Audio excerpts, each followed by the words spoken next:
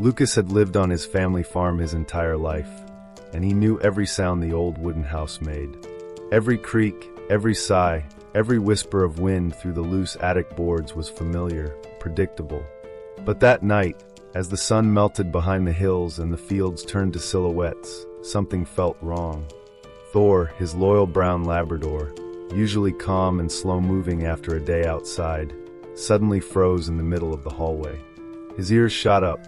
His tail stiffened. He stared at the attic door, the one Lucas rarely opened anymore.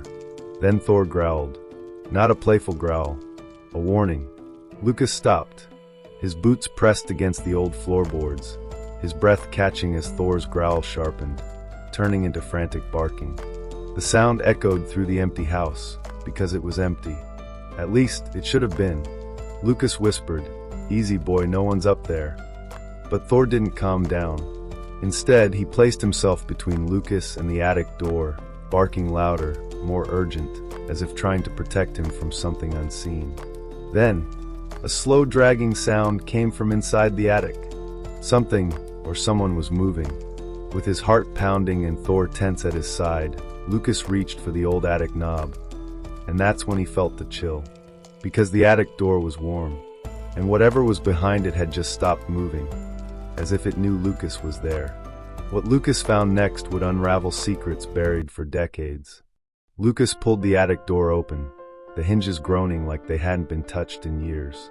Dust spiraled upward, dancing in the thin beam of his flashlight. Thor stepped forward cautiously, sniffing the air, no longer barking but trembling. The attic looked the same as always: old trunks, broken furniture, canvases from his late mother's painting days. Nothing seemed disturbed. So what caused the noise? Then Lucas noticed something he had never seen before: tiny footprints in the dust. Not animal prints. Small human footprints. Fresh. His breath tightened. Someone had been living here. He followed the footprints across the attic until they disappeared behind a stack of old crates. Thor lowered his head, sniffing intensely, then pawed at the wooden floorboards. Lucas knelt beside him. The boards were slightly lifted, as if someone had opened them recently. When Lucas pulled one up, he found a hidden space beneath the floor. Inside there was a thin blanket, a small lantern, and a wooden toy horse. Lucas's eyes widened. He remembered that toy. It belonged to his little sister, Emily, the sister who went missing when they were children.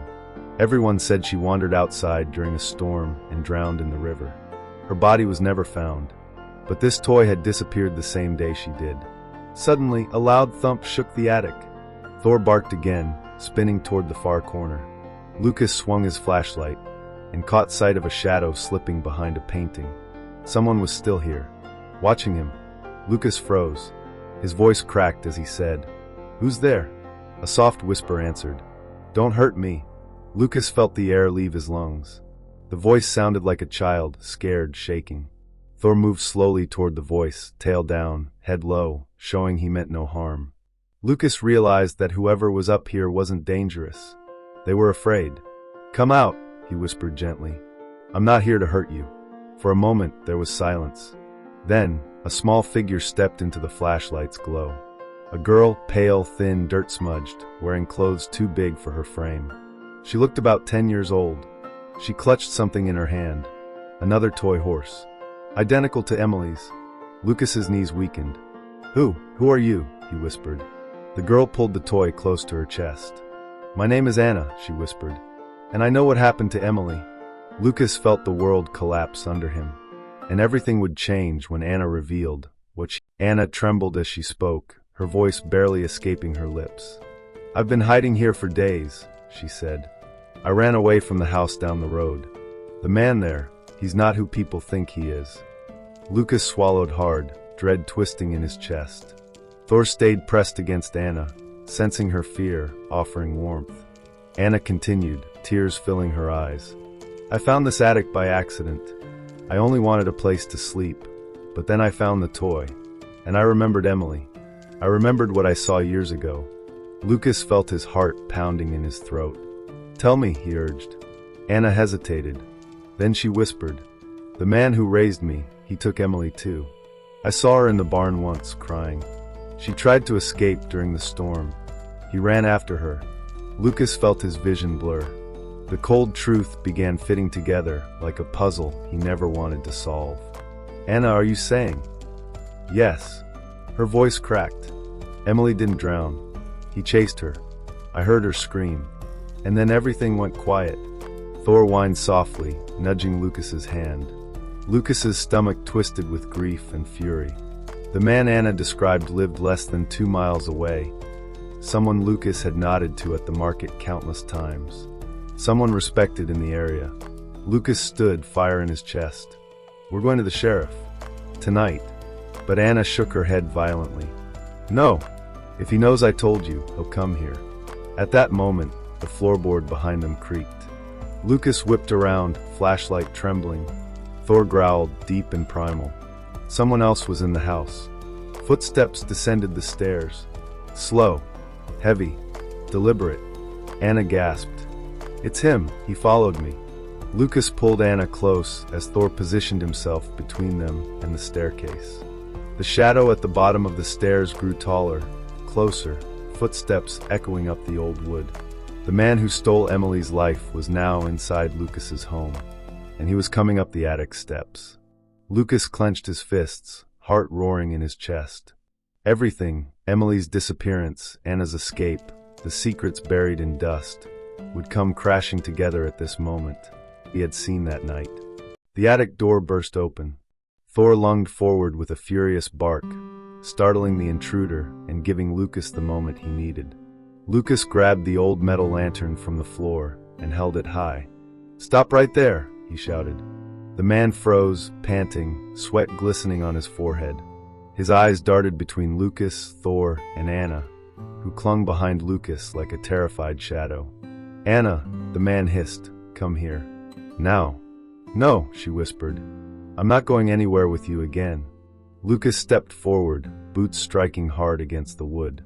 "You took my sister." The man's mouth twitched. "You weren't supposed to find out." Sirens echoed in the distance. Someone in town had heard Thor's earlier barking and called the sheriff. Blue lights flickered outside the farmhouse windows. The man tried to rush toward Anna, but Thor leaped, grabbing his jacket and forcing him back. Lucas held the lantern like a weapon, blocking his path. Moments later, deputies stormed into the house, restraining the man as he screamed and struggled.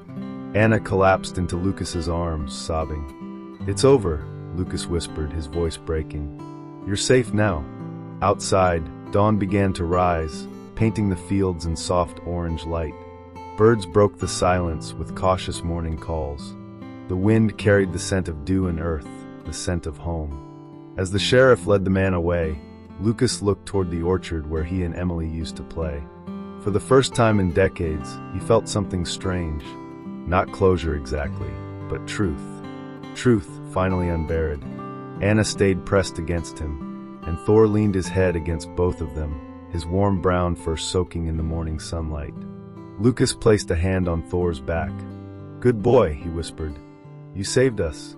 The farm felt different now. Not empty, not haunted, but breathing again. And for the first time in years, Lucas felt hope. The end of the video. If you enjoyed this story, let me know from which city you're watching Paws of History. I love seeing where our community is growing. And don't forget to subscribe to the channel Paws of History for more emotional stories of courage, mystery, and the incredible bond between humans and animals. See you in the next chapter. Paws of History, because every story leaves a paw print, and its memories stay with us forever.